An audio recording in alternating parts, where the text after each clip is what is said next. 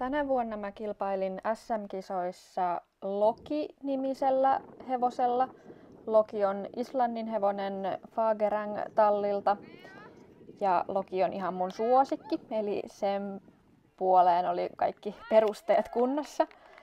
Tää Ride-rata jännitti mua tosi paljon, koska tämän vuoden virheteema on ollut joko semmonen hirveä hätäinen huiskiminen tai sitten semmonen, että nuolet ei oikein lähde kädestä ollenkaan. Varsinkin backshotit oli tosi vaikeita ja tässä näkyy just tommonen, että mä joudun jotenkin koko keholla ravistamaan, että mä sain sen nuolen lähtemään.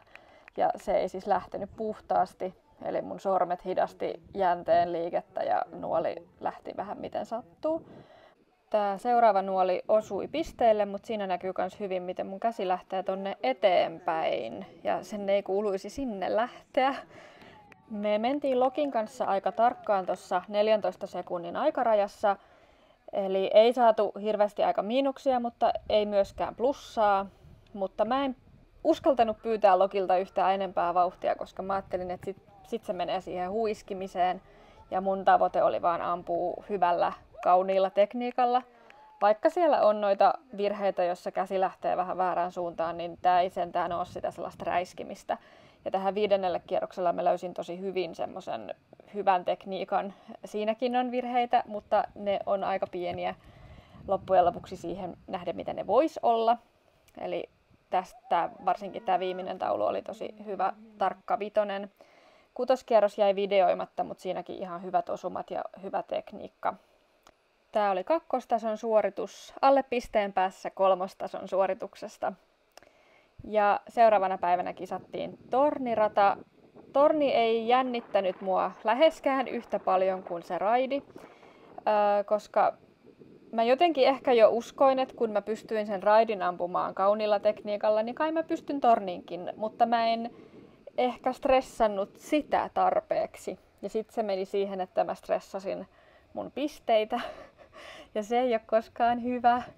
Eli olisi pitänyt ennemmin stressata siitä, että pystynkö pitämään sen saman hyvän, varman tekniikan kuin tuohon raidille edeltävänä päivänä, eikä siitä, että osunko tauluun, koska harjoituskierroksilla pidin sen hyvän tekniikan ja osuin kaikki nuolet hyville pisteille. Mutta sitten, no okei, en ehkä ihan kaikkia niitä kaikkein kauimpia en, mutta lähes kaikki.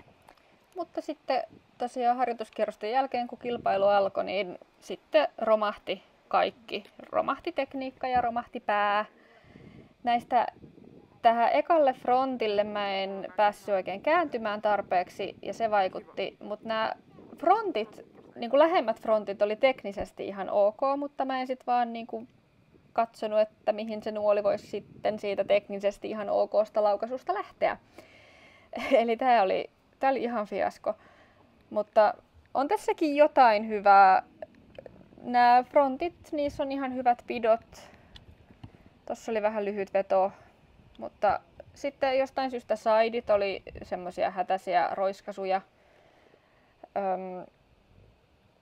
En ole tähän kauhean tyytyväinen, mutta olisi tämä voinut huonompikin olla. Ja tämä olisi myös voinut näyttää videolla paljon huonommalta. Mä pelkäsin, että tämä näyttäisi paljon huonommalta kuin miltä tämä nyt näyttää.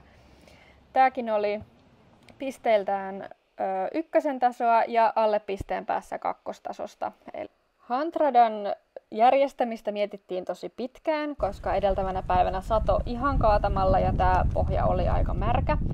Mutta se ehti sitten aamulla kuitenkin kuivumaan sen verran, että päädyttiin siihen, että kilpailu pidetään. Loki lähti vähän hitaasti tähän radalle ja tässä kohtaa, jossa Loki olisi vähän ehdottanut, että voitaisiin mennä hiukan reippaammin, niin mä jouduin ottaa sitä hiukan kiinni ja hidastamaan johtuen siitä, että tähän kohtaan oli määrätty tämmöinen pakollinen käyntikierros tai käyntialue. Koska tämä, niin kuin videoltakin näkyy, niin tämä oli tosi märkä ja tässä ei olisi ollut turvallista mennä mitään muuta kuin käyntiä. Mutta saatiin tähän tämmönen hengähdystauko. Hyvä. Brr. Tähän asti tämä rata oli mennyt ihan hyvin. Sieltä on hyviä osumia 2-3 ensimmäisestä taulusta. Ja sitten tietysti tämmöisessä käyntipätkässä on vaara, että koko homma lässähtää. Hyvä. Mä nokitin tuossa valmiiksi ja sitten tää käyntipätkä loppui itse asiassa näiden mustien tolppien juureen, mutta mä kävelin vielä tämän risteyksen kaiken varalta. Ja tässä otin laukan. Ja tämä äänitehoste johtui siis siitä, että otin ihan hyvän vedon tuohon longshottiin, eli tauluun, joka on tosi kaukana, mutta sitten se ei tosiaan taaskaan irronnut sormista, paitsi niin, että mä heitin ne sormet tonne suoraan eteenpäin ja näkyy tuossa kamerankin juuressa ne sormet, vaikka ei kuuluisi. Niin sitten naurahdin sitä itsekin, että lähtipä se hullusti se nuoli, että ei toivoakaan saada yhtään nuolta sinne longshottiin. Ja longshotit oli tässä kisassa aika merkitseviä. Laukka. Lokilla vähän tipahti tässä laukka, mutta saatiin ennen taulua se takaisin ja sieltä hyvä osuma. Sitten valmistauduin ampumaan vielä tän hyvin. Oikein ajattelin, että malta. Se oli pikkasen ehkä hätäinen, mutta sitten tein jousikäden vaihdon. Risteyksen kohdalla ohjasin heppaa, nokitin ja ammuin vasenkätisenä tämän. Ja ihan hyvälle pisteelle vielä. Tästä on ylpeä. Sitten piti taas ohjata risteyksessä. Ja tässä oli alun perin ajatus, että tässä olisi voinut hypätä ja ampua, mutta koska toi maa oli märkä, niin toi este otettiin pois käytöstä. Eli se ei ollut kenellekään vaihtoehto. Ja vielä viimeinen survaisu tuohon viimeiseen tauluun ja risteyksen läpi ja maaliin. Ja saatiin jopa pari aikabonuspistettä. Kakkoskierros alkoi täysosumalla ja se enteilee aina huonoa, koska sit jos osuu yhden täysosuman, niin lopputaulujahan ei tarvitse tähdätä enää ollenkaan, vaan nehän menee omalla painollaan. Ei muuten mene. Tämä vielä meni. Mutta sitten tästä se alamäki alkoi. Taas Loki ehdotti, että tässä kohtaa hän olisi voinut mennä reippaammin ja olisin halunnut antaa sen mennä, mutta koska tässä oli toi käyntipätkä, niin jouduin ottamaan kiinni. Ja tässä jouduin ihan tosissaan sanomaan, että nyt kävellään. Loki on ehkä hevosena vähän sellainen, että jos sen oma idea on mennä lujaa ja sitten sille sanoo, että ei mennä lujaa, niin se ei välttämättä sitten enää, kun ratsastaja sanoo, että no nyt voitaisiin mennä lujaa, niin se ei välttämättä sitten enää mene.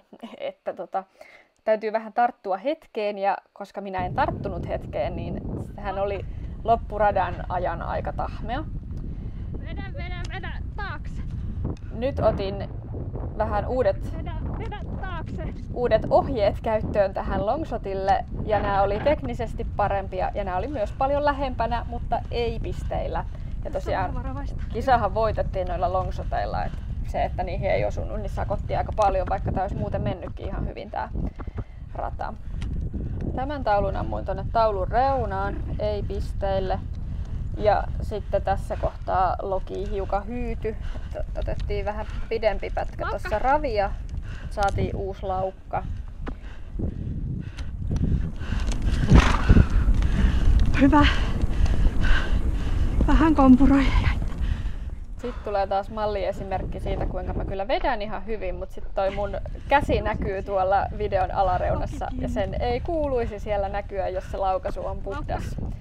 Mutta sitten taas jousikäden vaihto ja täydet pisteet vasenkätisesti tuosta taulusta. Ohjaa. Ohjeistan itseäni. Mä puhun tällä kakkoskierroksella itselläni paljon enemmän kuin ykköskierroksella. En tiedä, onko se hyvä vai huono asia. Pisteiden kannalta ehkä huono, mutta toisaalta jos en olisi puhunut itselleni, niin olisinko apunut vielä huonommin, en tiedä. Joo, mutta Hunt-rataan on ihan tyytyväinen, se meni oikein hyvin ja on tää SM-kisan suorituskin ihan hyvä.